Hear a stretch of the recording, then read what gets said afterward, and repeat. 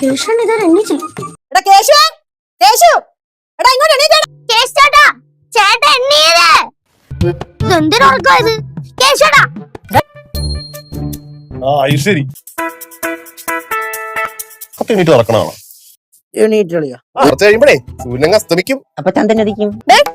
എന്താണ് ഉറക്കം നോക്കിക്കൊണ്ടിരിക്കണത്? ബുക്കെങ്കിലും തുറന്നു നോക്കിക്കൂടെ നിനക്ക്? ശിവ, ഇത് ഒരു മനുഷ്യൻ എങ്ങനെയാലും എണീക്കാൻ നോക്കുമ്പോ പിന്നെ ഉറക്കാൻ നോക്കല്ലേ. ഇവിടെ എനിക്കെതിരെ എന്തോ ഒരു ഗൂഢാലോചന നടക്കണുണ്ട്. ലച്ചൂസേ, സത്യം പറഞ്ഞ ആരാണെങ്കിലും അതെടുത്ത് ഇവിടെ കൊണ്ട് വെച്ചോണം.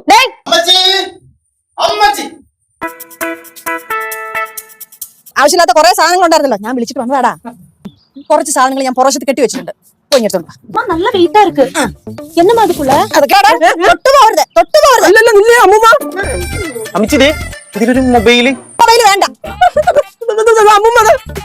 രാവിലെ എഴുന്നേക്കോ? 5 മണിക്ക് പഠിത്തം പഠിത്തം പഠിത്തം പഠിത്തം എന്ന് മാത്രം ഒറ്റ ചിന്ത കാണുള്ളൂ.